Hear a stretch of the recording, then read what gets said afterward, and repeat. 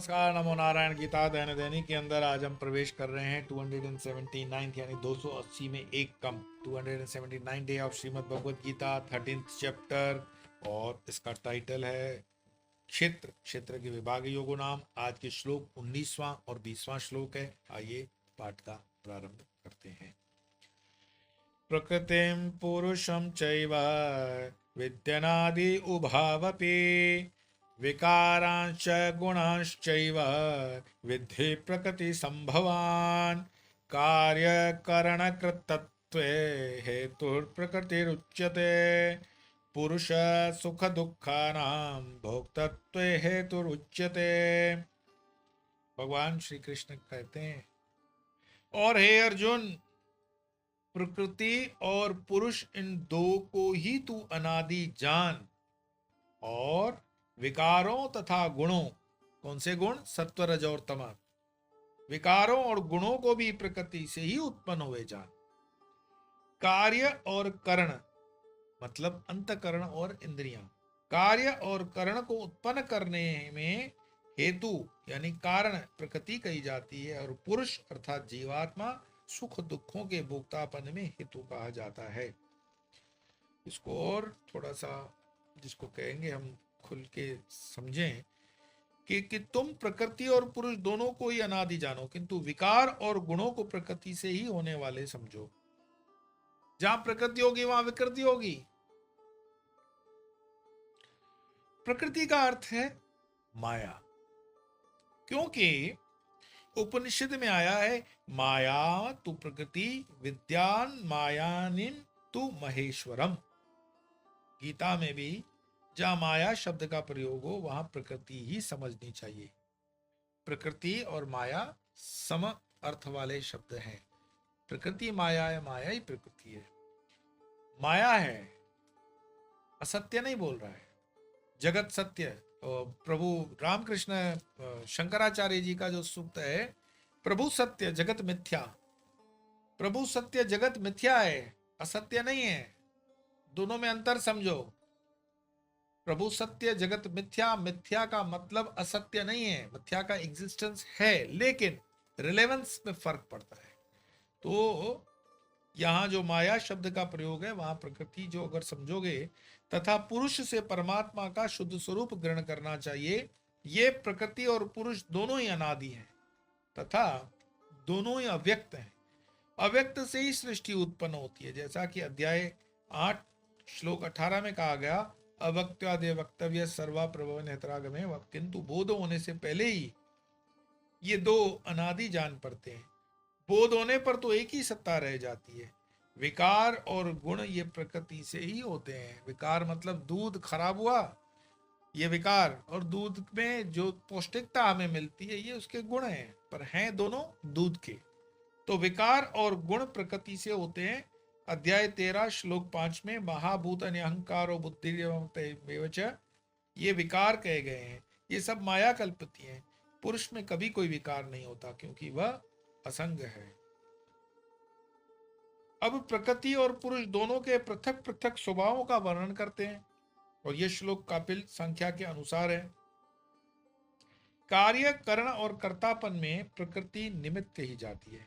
कार्य, कारण और कर्तापन तथा सुख दुख भोगने में पुरुष हेतु कहा जाता है। यहाँ पुरुष को जो भोक्ता कहा गया है वह प्रकृति का संग होने पर ही समझना चाहिए, क्योंकि अविवेक की अवस्था में ही पुरुष अपने को भोक्ता समझता है, विवेक ख्याति हो जाने पर नहीं। आकाश आदि पंचभूत और उनके शब्दादि गुण ही कार्य कहे जाते हैं। 5 कर्मेंद्रियां, 5 ज्ञानेंद्रियां और मन, ये 11 कारण हैं तथा अहंकार उसका कर्ता है। ये सब प्रकृति के कार्य हैं, अतः प्रकृति ही इनकी निमित्त या हेतु है। तीनों गुणों की साम्यावस्था का नाम प्रकृति है।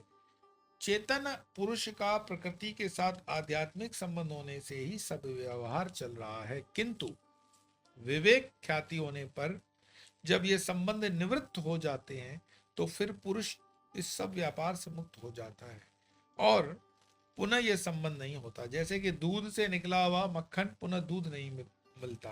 ये सांख्य और योग का सिद्धांत है। इस चीज को थोड़ा सा अपने जीवन से समझो ये जो बता रहे हैं, ये हमें माखन चाहिए तो दूध को भिगोना से पहले दूध को दही जमा लिया, पहले उसको गर्म किया, दूध से दूध के अंदर ही घी है, माखन है, छाछ है, सब कुछ है, लेकिन उसके लिए कुछ तपस्या करनी पड़ती है। परमात्मा हर जगह है ऐसा बोला जाता है, तो फिर क्यों हमें दिखाई नहीं देते हैं? तो ये ऐसा ही है कि दूध में मैं आपको दूध दिखाऊं और कच्चे दूध में आपको बोलूं कि इसमें घी है, दिखाओ, निकाल के दिखाओ, आप बोलोगे कैसे, अभी निकलेगा ही नहीं।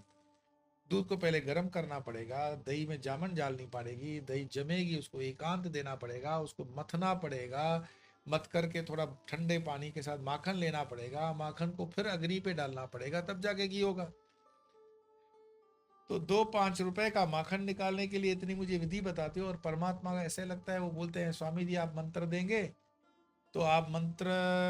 तो हमें सिद्धि प्राप्त हो जाएगी, तो तुम तो दूध से और माखन से सस्ते हो गए। फिर एक ऐसा कमेंट आता है कि भाई आप जो बोलते हो कि आपके इष्ट अनुसार मंत्र दोगे, तो इसकी क्या गारंटी है कि आपने जो हमको मंत्र दिया वो सही दिया? तो तुम्हें मैं मल्टीनेशनल कंपनी दिखता हूँ कि गारंटी और वारंटी कार्ड के साथ मंत्र दीक्षा दूंगा? फिर एक आता है कि मंत्र दीक्षा देंगे तो उसमें की दक्षिणा की क्या आवश्यकता है? तो फिर मेरी स्वप्न में भी दीक्षा चलती है, वो मुफ्त होती है, तो वेट करो, फिर उसके लिए प्रार्थना करो, हो जाएगी। महाअवतार बाबा मुफ्त की दीक्षाएं ऐसे ही स्वप्नों में देते हैं।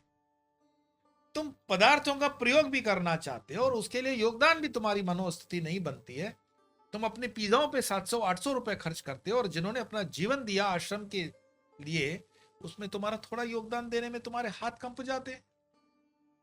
तो यहां दूध से जो मैं आपको एग्जाम्पल बता रहा हूं कि दूध क्यों बता रहा हूं कि दूध में घी है, निकालो दो, परमात्मा ऐसे नहीं मिलेगा। दूध में से मक्खन नहीं निकाल पा रहे हो, परमात्मा कैसे निकालोगे संसार से? तो उसके लिए पहले क्या किया, दूध पहले तो कर्म किया, दूध निकाला। एग्जाम्पल लेते हैं कि तुमने ही निकाला, चलो, नहीं तो बाजार से थैली लेकर आ गए। हमारे गुरुदेव तो प्लास्टिक थैली का दूध कभी छूने भी नहीं देते थे, निषेध है, गौशाला का ही हो, पर चलो तुम थैली का ही दूध ले लो भाई। ले आए, उसके लिए दंड दिया, फिर दूध को अग्नि पे रखा, अग्नि क्या है, तपश्चर्या, फिर तपश्चर्या को ठंडा किया, दही जमाई, उसमें जामन दिया, जामन क्या है, गुरु मंत्र, इतना सा जामन, दही जमी, तो दही जमान जामन कहीं से ले तो आए, हाथ पैर जोड़े होंगे तुमने, वो जामन डाला, दही जमी, दही जमी तो फिर मथने का कार्य किया कि नहीं किया? मथना कोई आसान नहीं है। फिर मथ करके उसमें से माखन निकाला, फिर उसको अग्नि पे रखा घी करने के लिए, फिर तपश्चर्या है अग्नि की, और फिर जाकर जो घी प्राप्त होता है वो परम तत्व। तो यहाँ वो जो बोलते हैं कि ये सांख्य और योग का सिद्धांत, अगर इस एग्जाम्पल को समझ जाओ तो पूरी क्रिया समझ जाओगे। वेदांत सिद्धांत तो अद्वैतवादी है, उसके अनुसार तो प्रकृति या माया की सत्ता है ही नहीं। जो भी कार्य कारण कृत रूप प्रपंच देखा जाता है वह सब अविद्या जनित है। अविद्या की निवृत्ति होने पर यही अनुभव होता है कि इसका अत्यंताभाव है। यह केवल प्रतीति मात्र है, वास्तव में है नहीं।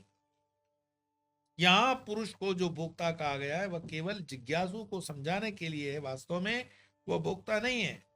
यही बात अगले श्लोकों में भी हो जाएगी।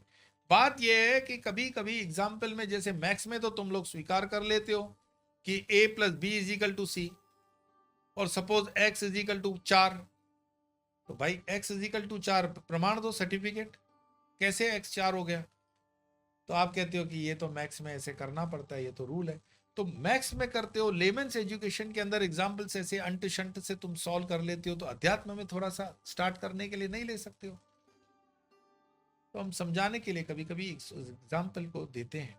ये तो भगवान की असीम कृपा है कि थोड़ा बहुत पढ़े लिखे हैं तो आपको इंजीनियरिंग या मेडिकल के आधार पर थोड़ा लॉजिकल रीजनिंग के साथ समझा सकते हैं। पर जिन महात्माओं के पास रीजनिंग या लॉजिकल नहीं है तो वो क्या झूठे हैं क्या? जीवन दिया है उन्होंने। और अगर उनको उतना ही पिक पॉकेटर बनना होता, तुम 20-25 टीवी पे दिखने वाले पिक पॉकेटरों को देख करके समझते हो कि सारे पिक पॉकेटर हैं और कुछ भी अंट शंट बकते हो। लाखों लोग कंदिराओं में तपश्चर्या कर रहे हैं, लाखों लोग राम नाम कर रहे हैं, लाखों लोग भजन कीर्तन में लगे हुए, और उस धर्म के आधार पर यह देश टिका हुआ है हजारों सालों से। कई ऊण आए, कई अंग्रेज आ गए, कई मुगल आ गए, कितने कितने यहां से वहां हो गए, सनातन वहीं का वहीं है। हाँ ये ठीक है, अफगानिस्तान से हम नीचे उतर गए, कश्मीर भी गया, लेकिन सनातन मरा नहीं है। इस पृथ्वी पर कई धर्म नष्ट हो गए, विनष्ट, उनका कोई इतिहास नहीं है, लेकिन सनातन का है और रहेगा। सनातन को मिटाना इतना आसान नहीं है, कभी नहीं मिटेगा, क्योंकि वो सत्य है, सनातन है, सर्वथा है। उसमें योगदान देने वाले संत भी हैं। तो मैं तो बस निवेदन ही कर सकता हूं आपको कि अपने विवेक को जगाओ, वाणी की विलासता मत करो, और अभी भी धर्म की शरण में आ जाओ। 1000 दिन याद रखना। आइए दोनों श्लोकों का पाठ कर वाणी को विराम देते हैं। प्रकृतिम पुरुषम चैव विद्यनादि उभावपि विकारांश गुणांशैव विद्धि प्रकृति संभवान कार्य करण कृतत्वे हेतुर्प्रकृतिरुच्यते पुरुष सुख दुखानां भोक्तत्वे हेतुरुच्यते। आज इतना ही, कल फिर मिलेंगे, तब तक के लिए